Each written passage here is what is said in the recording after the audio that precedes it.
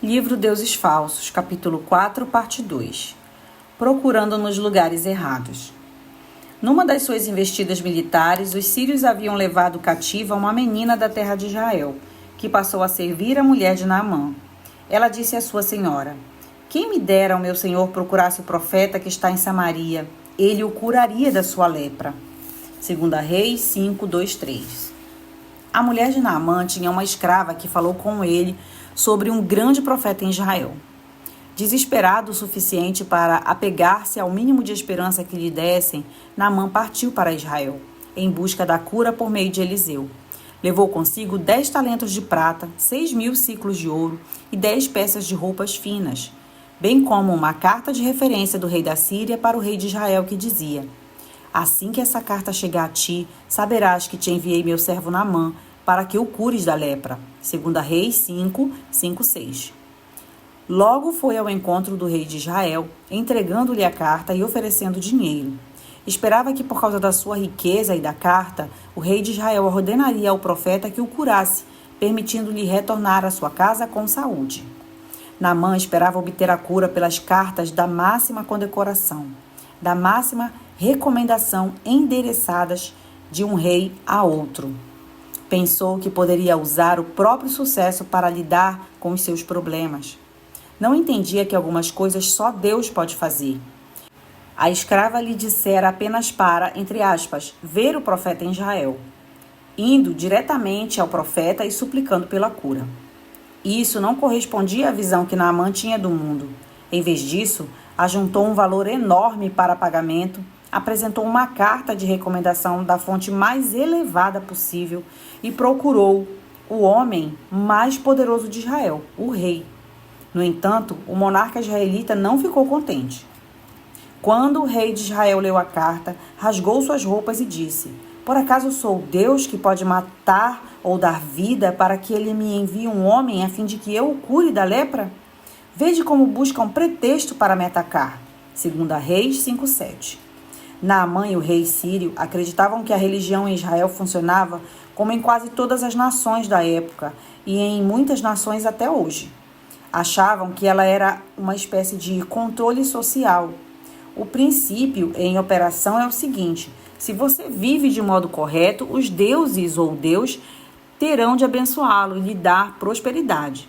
Nada mais natural, então, que presumir que as pessoas mais bem-sucedidas em sua sociedade fossem aquelas mais próximas de Deus. Seriam essas as pessoas que conseguiriam obter o que desejassem de Deus. Por isso, a religião tradicional sempre espera que os deuses atuem por meio do indivíduo bem-sucedido e não por meio de quem está de fora, os fracassados. Essa é a razão por que Naamã foi diretamente ao rei. O rei de Israel, contudo, rasga suas roupas quando lê a carta. Sabe que o rei sírio não entenderá que o Deus de Israel é diferente e que ele, o rei, não tem como ordenar a cura de Naamã. O Deus de Israel não se deixa controlar, não pode ser comprado nem apaziguado. Os deuses das religiões podem ser controlados. Se lhes oferecermos nosso trabalho duro e devoção, ficam em dívida conosco. Entretanto, o Deus de Israel não pode ser abordado dessa maneira. Independente do que nos conceda, sempre é um dom de graça. Quando o rei de Israel bradou: "Sou um Deus? Posso matar ou trazer a vida?" ele tocou no cerne do problema de Naamã, que havia feito do sucesso um ídolo. Esperava que, com base na sua realização, pudesse aproximar-se das pessoas com seu sucesso todo e conseguir tudo o que necessitasse. Mas realização, dinheiro e poder não pode matar ou dar vida. Quanto mais estudo esse texto ao longo dos anos, mais admiro Naamã. Ele era uma pessoa boa e talentosa de verdade. Mas isso só serve para mostrar que a melhor pessoa do mundo não tem a menor ideia de que maneira buscar a Deus. Não sejamos rígidos demais com ele. Naamã mexe seus pauzinhos, cita nomes, gasta um monte de dinheiro e alcança o auge. Se é assim que se lida com todos os seres humanos importantes, então por que não lidar com Deus da mesma maneira? Mas o Deus da Bíblia não é assim. Naamã está à procura de um Deus domesticado. Mas este é um Deus indomável. Ele busca um Deus que possa tornar seu devedor, mas este é um Deus de graça, a quem todos são devedores. Naamã está buscando um Deus particular, um Deus para você, mas não para todos.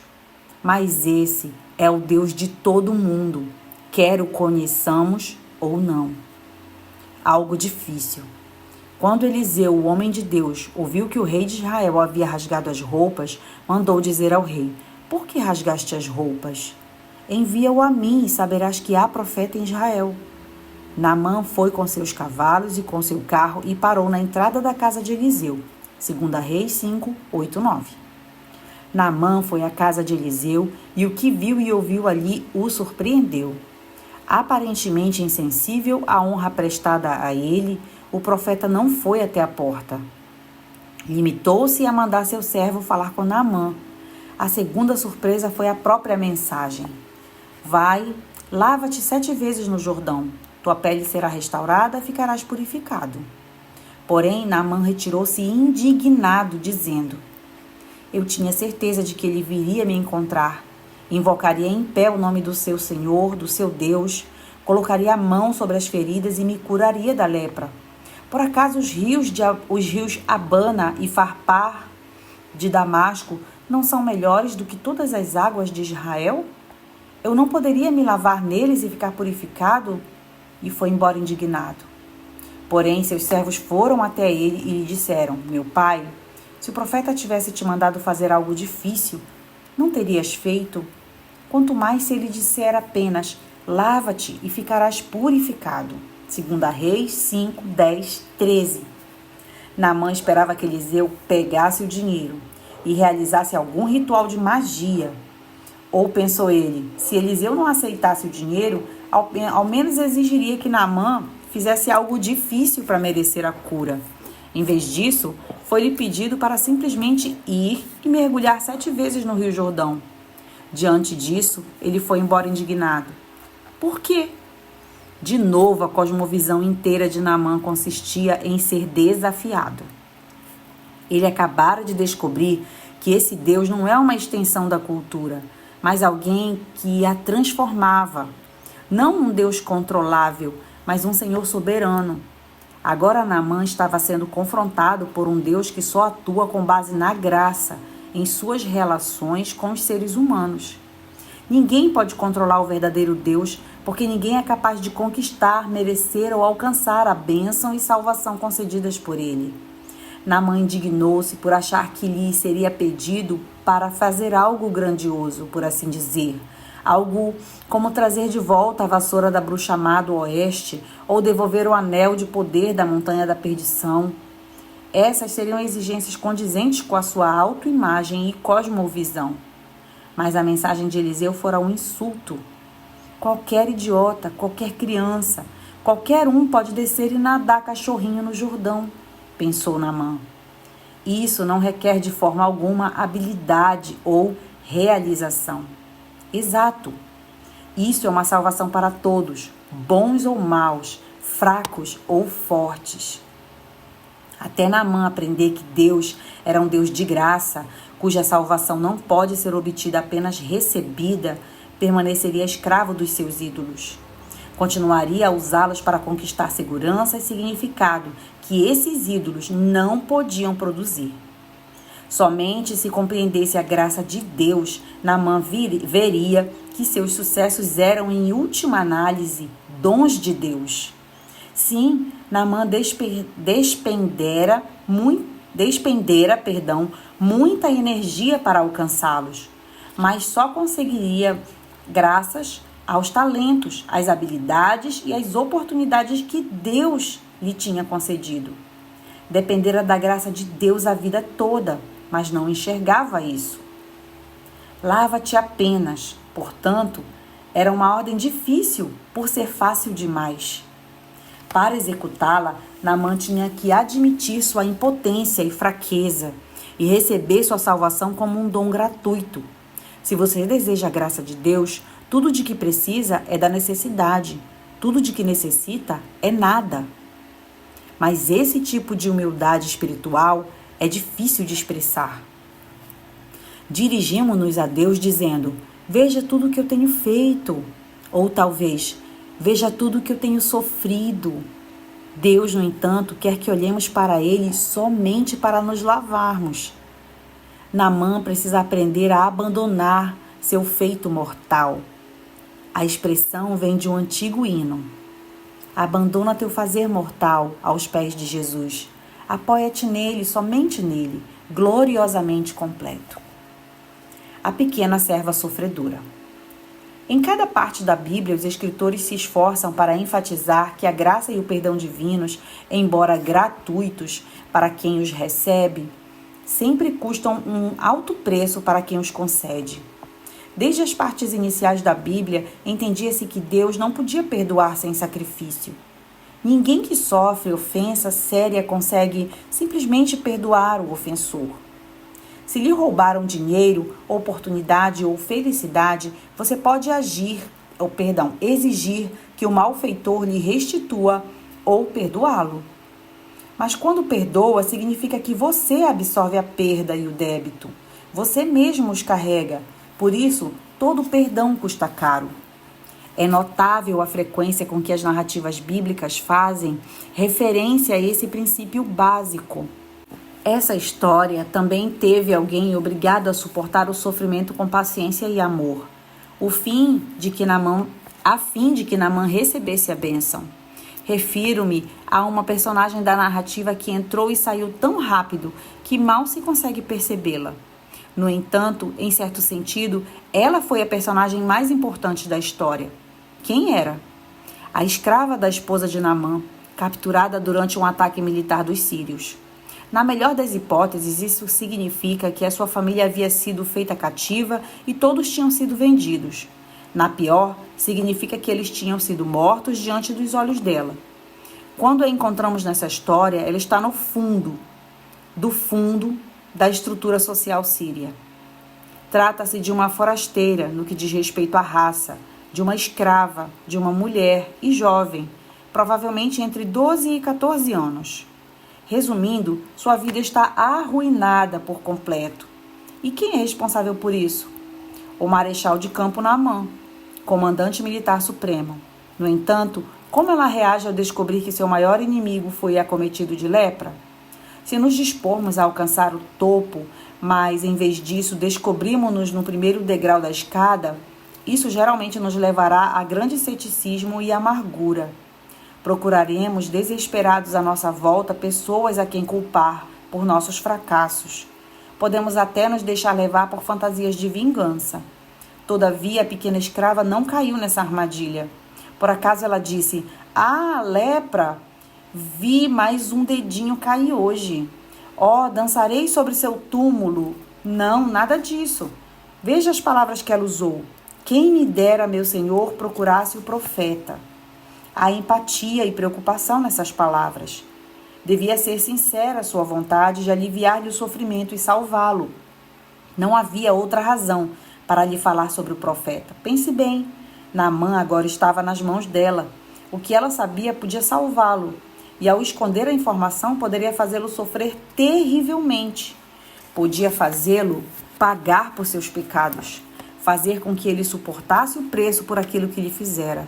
Naamã a maltratara e agora ela tinha como maltratá-lo. Contudo, não fez isso. Essa heroína bíblica desconhecida recusou-se a aliviar o próprio sofrimento, fazendo Naamã pagar por ele. Ela agiu como a Bíblia inteira nos ordena. Não buscou vingança, confiou em Deus para ser o juiz de tudo aquilo.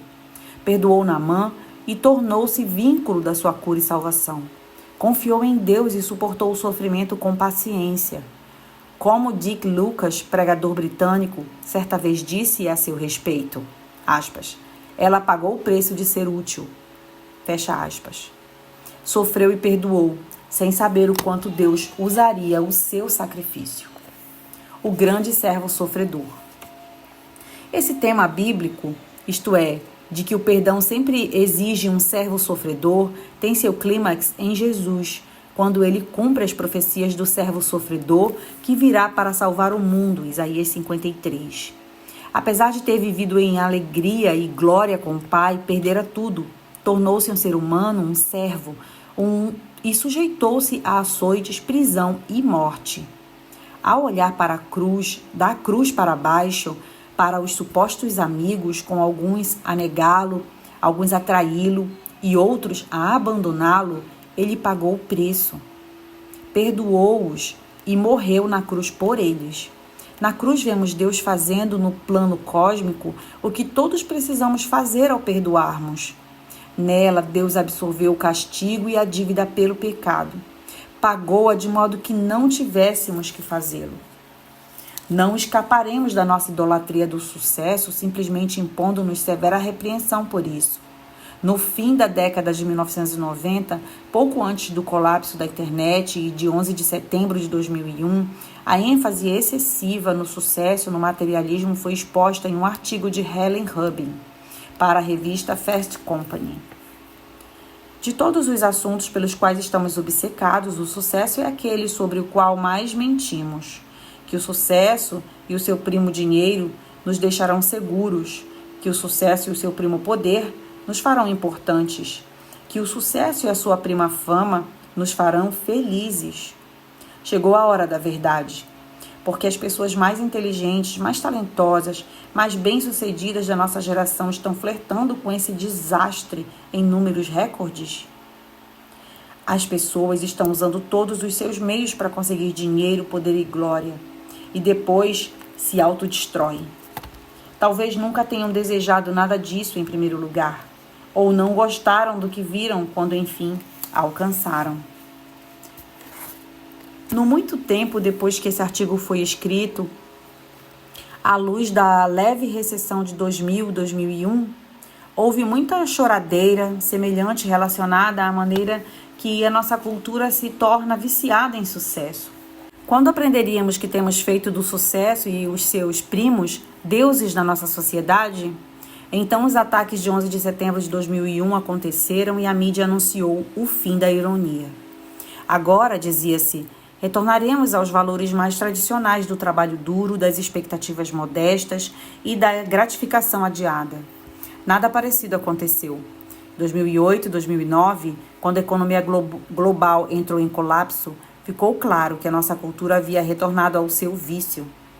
O ídolo do sucesso não pode ser simplesmente expulso, precisa ser substituído. O desejo do coração humano por um objeto particular de valor pode ser superado, mas a necessidade que o coração tem de possuir algum objeto, assim é insuperável. Como podemos interromper a obsessão do nosso coração por fazer algo difícil, a fim de nos curarmos do nosso senso de inadequação, a fim de dar sentido à nossa vida? Só quando virmos o que Jesus, nosso grande servo sofredor, fez por nós, enfim, entenderemos por que a salvação divina não exige algo difícil de nós. Não temos nossa obrigação, porque Jesus já a satisfez.